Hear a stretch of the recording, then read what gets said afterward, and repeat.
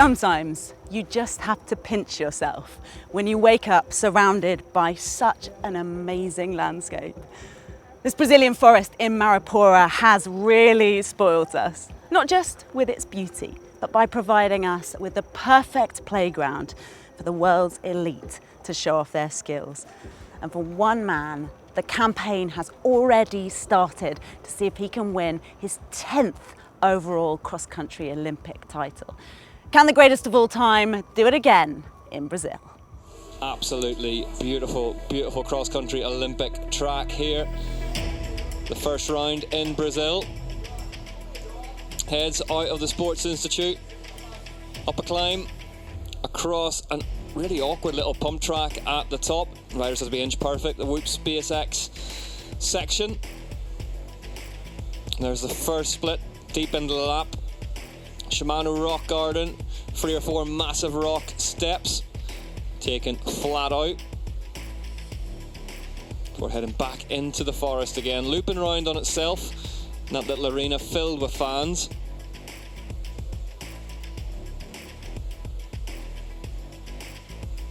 And then a flat out left-hander has to be taken.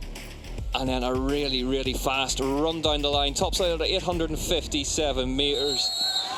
And it is go, go, go in Mairipora. Sam Gaze in the blue kit leads them out, but Martin Vidari, what a start from the Chilean, delighting the South American fans as they head out onto the start loop up this asphalt climb. Victor Koretsky turns on the afterburners behind Gaze, trying to sort himself at the front of this one as well. Litcher's in there in the red jersey. Yeah. Washi up there on the right hand side as well for Trinity Racing on the pink Specialized bike. Pierre Vermeer from Belgium, but the adrenaline is high in their bodies, and you can see that as well. Martin Vidal, what a start! What immediately a start out of the gate. Vidari, and Koretsky right alongside him as well. Yeah. You're right with that. The very steep part, that's the last bit of the first climb, very steep, and only I think the top 10 can ride this, and then riders have to walk. Oh, Gies topple over the top of this. Now watch this ripple backwards as the rest of the pack almost run over the top of him at the top of this climb. Gies just sort of tagged exactly the wrong part of that rock and got flipped over the bars. It seems that Victor Koretsky just held the pace a little bit at the top. He never won a cross-country Olympic course. Chaos further down the order then. Riders battling on this really steep climb, and you can just see what happens whenever one rider gets off or has a problem on a climb. It just ripples back through the pack. Flukiger 51st at the minute, so maybe caught up in that on that first climb incident. Yeah, that steep climb where everyone has to walk behind the 10th position. And here again, yeah, the riders, they're battling for their position constantly, and when they are too close together, and especially in the first lap. Well, I don't think Matthias Flukiger ever thought his 100th UCI World Cup would be a walk in the park, but he's got work to do now, especially with the pace being driven on the front by Martin Vidari. There's some spots open for something called the Olympic Games in the summer for Team France. Why not put him up early and see if he can get one of them? And on this evidence, it's going quite well so far. Only 2 spots also for France. Only 2 spots. And we have so many strong French riders. 188 beats per minute for Charlie Aldridge and Cannondale Factory Racing. May well be higher at the end of this little pinch. Oh, the Scotsman just has to unclip, makes his way across there, but the rest of the leader there is Sahu. Back in the group. And he seems to be riding the same way that... Jesus Christ. Colombo leads him into the pump track. Timing is crucial around here. Yeah, Filippo Colombo looked back over his shoulder, but that group behind you is still big. Boishy's now up to 2nd place as well. Doubles out of it. Here we go then. Martin Vidari leads him over the line to start the 3rd lap. And the lap's ticking off here. The pace extremely high at the front of this one. Very quickly. For leaders. With Martin Vidari doing the work here. Sam Gaze. 17 seconds down. Still it's getting more. But it's getting bigger. If Saru can get across to Gaze and they can work together. Great work from him. And Dubois sitting 4th on this group, always on the back of this group. Front wheel sliding out there from Koretsky, just went slightly too wide in that turn, manages to get a galler back up again. Little scan over the shoulder. Vidari stretches the lower back out slightly, gulps down some more air. Pressure is on every Frenchman out there this weekend. Only 2 spots available for the Paris 2024 Games, and about, I don't know how many there is, 80 or 90 riders capable of taking it. It feels like sometimes such is a depth of field. And just to say that, now coming to the front. Joshua Debo comes to the front. Well, I can tell you, we've crunched the numbers on it. Nino Schurter hasn't finished outside the top 40 since 2005. 19 years. So, it's not the history you'd want to make, but... He's always so consistent, always there. You see there's that little lull at the front now. They're just having a little bit of break. We saw the same in the women's race, that front three just having a little break. And this is a group of 3 now behind them. And maybe his teammates, Vidal, Koretsky, they will slow down if they see him coming. And there he is. There he is, in the same shot now. It's not that much. And it looks like Gaze has... Yeah, he's just the same. Gaze has blown Saru off, so he's on his way forward as well. And look at his body language. Still some speed in it. Straight post for Blevins as well, not a dropper seat post. He's almost back on now. I think by the next descent he'll be back in that group. And amazing to three specialised riders in the front group of 5. Here in the IMTV Bike Park, there's Gaze now moving up. Sam Gaze has been very, very patient in this race, you know. Yeah, but he knows as well he has to be in a good position all the time. It costs a lot more energy to be in the back of this group, like where Saru is. You slow down too much all the time in front of the corners, and then you have to accelerate again. Really nothing in it after the 1 hour mark. The 1 hour mark. Oh, Gaze again having troubles on this climb, just as he did on the start loop. This is why riders like to be in front of that. Debo leads Vidari. This is how it is. Schwarzbauer will also watch out for him, chasing hard in that chasing group. Specialised factory racing, stacking the deck at the minute at the front. This is your top 7 with Filippo Colombo, 7th place, and then they're chasing. It's the first lap in a while that Martin Vidari hasn't led them across the line, but he has half-wheeled Joshua Debo across it. There's Colombo, Koretsky, Blevins, Saru, and the big man, Sam Gaze. And that acceleration by Debo's just put that second group back a notch again. Lucas Schwarzbauer's having a really strong race, you know. Okay, he's back in 8th off this front group, but there's Blevins now through the pump track. Yeah, we know that boy loves the pump track. Yeah. Carries some good speed.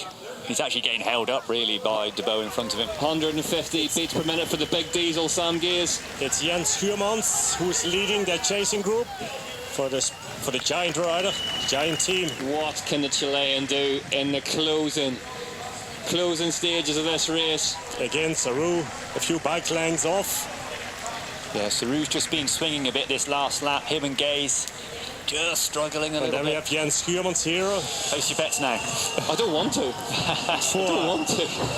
I go for that second guy here, Victor Koretsky. Over the line. You going to go Koretsky? Yes. Okay. Who's yours? I go Vidari. Debo. Okay. Oh, right, here we go then. Now it's a bike race as they head to this big drop. But I think someone's going to launch it before that steep ascent.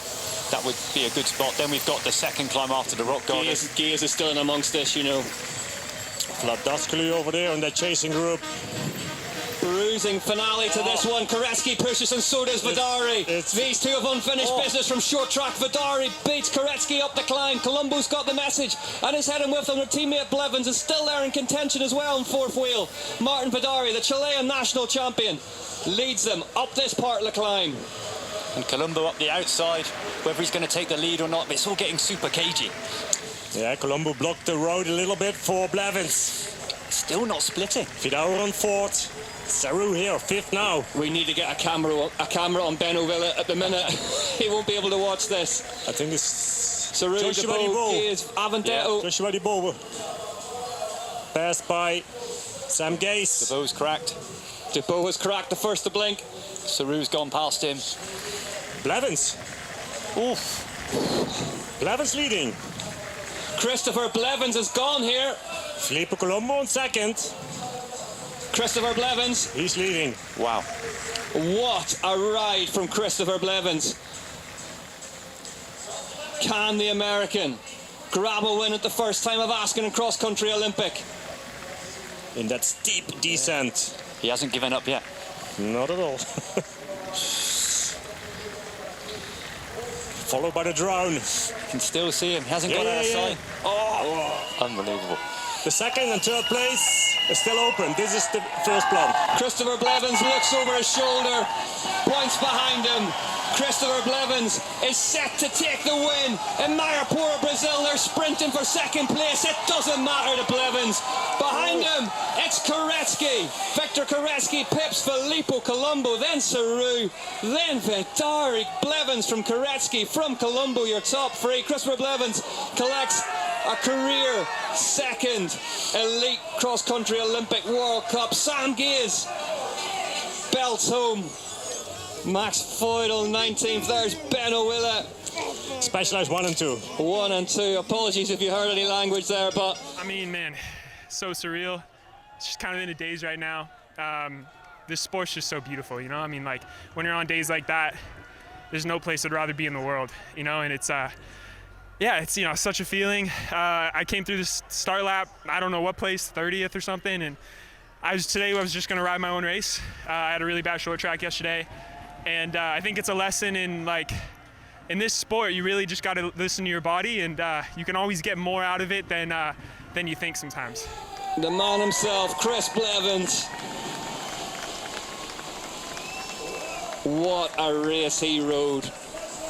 Dug his way back to one of the fastest moving races we've ever seen. Got to the front, kept going. Blevins, absolutely superb. It was a performance fitting of the win. Chris Blevins takes victory in Mairipora.